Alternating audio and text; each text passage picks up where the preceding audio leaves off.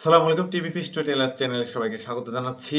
আজ কথা বলছি নির্বাচন নিয়ে। নির্বাচনের সময়ে মিডিয়াগুলো তাদের যে ভূমিকা রাখার কথা সেটি আসলে কেমন রাখছে সে বিষয়ে ইতোমধ্যেই আমরা বেশ কিছু প্রতিবেদন দেখেছি, বেশ কিছু খবর প্রকাশ হতে দেখেছি যেগুলো মিডিয়া ওয়াচ বাংলাদেশ নামে একটা সংগঠন, তারা কিন্তু এই যে পাবলিকেশন অর্থাৎ প্রিন্ট, ইলেকট্রনিক এবং মাল্টিমিডিয়া এগুলোতে যে ধরনের নিউজগুলো পাবলিশ হচ্ছে ত্রয়োদশ জাতীয় সংসদ নির্বাচনকে কেন্দ্র করে, সেই নিউজগুলো বিভিন্ন রাজনৈতিক দলের কতটুকু প্রচার করছে এবং কতটুকু তারা আসলে নিরপেক্ষতা বজায় রাখছে সাংবাদিকতা করার ক্ষেত্রে, সেই বিষয়গুলো আমরা দেখেছি। বিগত কয়েকদিন ধরেই কিন্তু সেগুলো বেশ আলোচনা জুগিয়েছে এবং এখন এসে আসলে স্বাভাবিকভাবেই যে প্রশ্নটি দেখা দিয়েছে যে মিডিয়া যখন কোনো সংবাদ পরিবেশন করবে সেক্ষেত্রে তার নিরপেক্ষ থাকার স্ট্যান্ডার্ড কি?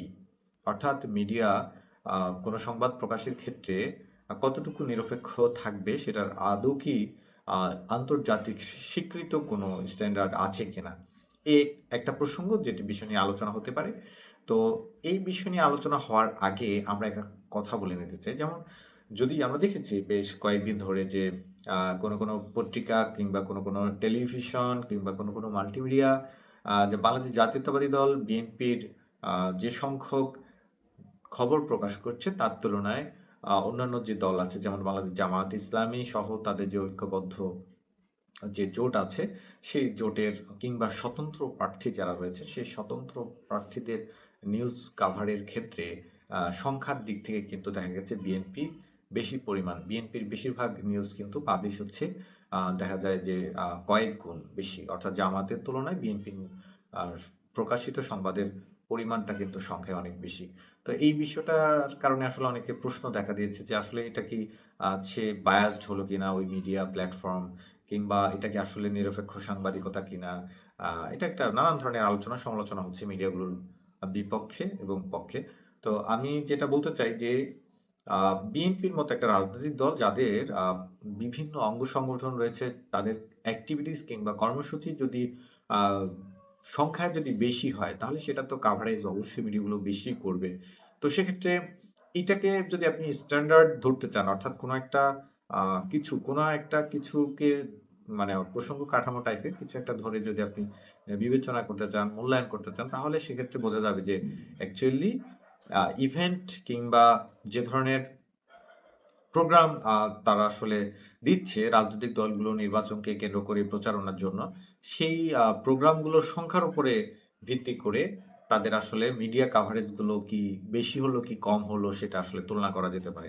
যেমন আমরা উদাহরণস্বরূপ বলতে পারি, যদি সিস্টেমটা এমন হতো যে কোনো একটা রাজনৈতিক দল যেমন বাংলাদেশ জামায়াত ইসলামী, তারা যদি তাদের আগামীকাল অর্থাৎ ২রা ফেব্রুয়ারিতে সারা বাংলাদেশে তাদের যে ধরনের প্রোগ্রামগুলো হবে যেগুলো আসলে মিডিয়া কাভারেজ পাওয়ার মতো, সেই প্রোগ্রামে যদি তারা সেন্ট্রালি কোনো একটা পিআর এর মাধ্যমে তারা যদি মিডিয়া হাউসগুলোকে ইনভাইটেশন পাঠায় এবং সেই সংখ্যাটা যদি পাবলিক থাকে এবং যদি সেটা সুন্দরভাবে হতে পারে, সেটা নির্বাচন কমিশনের মাধ্যমেও হতে পারে কিনা সেটা বিবেচনা করার বিষয়।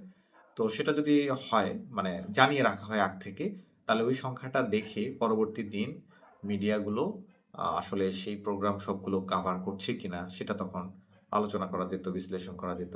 এবং বিএনপিরও যদি সেটা একেবারে সব দলের জন্য সেম ভাবে তাদের মিডিয়া ইনভাইটেশনের উপর ভিত্তি করে যে যে ইনভাইটেশন গুলোর সংখ্যা কত ছিল এবং সেগুলো সবগুলো ওই মিডিয়া প্ল্যাটফর্ম কাভার করেছে কিনা বা কতটি কাভার করেছে সেটা, এটা হচ্ছে জাস্ট একটা আপনি কোনো দলের সংবাদ পরিবেশনের ক্ষেত্রে সংখ্যায় পরিমাপ করতে পারলেন। কিন্তু কোনো একটা ইভেন্টের বক্তব্যগুলো কিংবা ইভেন্টে যে যে খবরগুলো আছে সে খবরগুলো যদি কোনো একটা মিডিয়া কাভার করে, দেখা যাবে সেখানে একাধিক হয়ে যেতে পারে। অর্থাৎ সেটা ওই মিডিয়ার তাদের আসলে নিউজ সেন্সের উপরে ভিত্তি করে একজনের বক্তব্যকে কয়েক অ্যাঙ্গেল থেকে কয়েকভাবে কিন্তু নিউজ করা যায়, একাধিক ভাবে সেটাকে আসলে খবর আকারে পরিবেশন করা যায়। কাজেই এটা একটা গুরুত্বপূর্ণ বিষয় যে এটা আসলে এটাকে কোনো একটা স্ট্যান্ডার্ডে নিয়ে আসাটা আদৌ কি যাবে কিনা, সম্ভব কিনা। তারপরেও মোটা দাগে একটা সহজ সমাধান হতে পারে যে আমি যেমনটা বলছিলাম, মিডিয়া রাজনৈতিক দলগুলো তাদের আগের দিন মিডিয়া হাউসগুলোকে ইনভাইটেশন পাঠাবে এবং সেই ইনভাইটেশন গুলোর উপর ভিত্তি করে তাদের আসলে কতটি নিউজ পরিবেশন হলো কি হলো না তখন সেটা নিয়ে সমালোচনা হতে পারে। আরেকটা বিষয় হচ্ছে, যদি কোনো রাজনৈতিক দল যদি কোনো একটা মিডিয়া হাউসকে তাদের প্রোগ্রামে ইনভাইট না করে, সেক্ষেত্রে আসলে তারা যদি ওই নিউজটা কাভার না করে, তাহলে সেটা কি তাদের জন্য দর্শনীয় হবে কিনা, এটাও তো একটা বিষয়, এটাও তো একটা প্রশ্ন দেখা দিতে পারে। এবং সেক্ষেত্রে বাংলাদেশের রেজিস্ট্রেশন প্রাপ্ত বা লাইসেন্স আছে এমন যে টেলিভিশন কিংবা multimedia news portal, print media, এরকম সবগুলো যদি কেউ যদি মানে কোনো একটা রাজনৈতিক দল যদি নিউজ কাভারের জন্য ইনভাইটেশন পাঠায়, তাহলে সেই সংখ্যাটা কত বেশি হতে পারে, এটার লিস্টটা অনেক বড় হবে। তো কাজেই তখন আবার প্রশ্ন দেখা দিবে যে বাংলাদেশের মিডিয়াকে একটা শেপ দেওয়া, এটা এখানে এক ধরনের রিফরমেশন দরকার, এটা এক ধরনের স্ট্রাকচারাল ডেভেলপমেন্ট প্রয়োজন এখানে। যে আমরা যেটাকে বলি অবকাঠামোগত যে একটা রূপ দেওয়া প্রয়োজন, একটা স্ট্যান্ডার্ড ইন্টারন্যাশনালি যাতে গ্রহণযোগ্যতা পায় আমাদের দেশের মিডিয়া হাউসগুলো।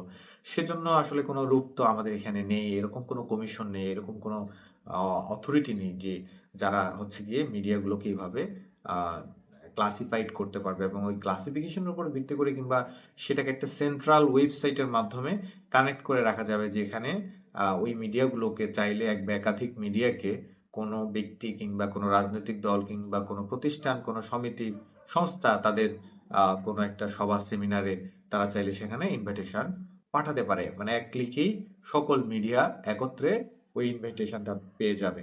এবং যদি পেতে হয় ইনভাইটেশন সকল মিডিয়াকে, তাহলে তাদের অবশ্যই মান কাছাকাছি হতে হবে এবং তাদেরকে একটা কমিশনের অধীনে কিন্তু তাদেরকে সেই স্ট্যান্ডার্ড বজায় রেখে তাদেরকে লাইসেন্স নিতে হবে।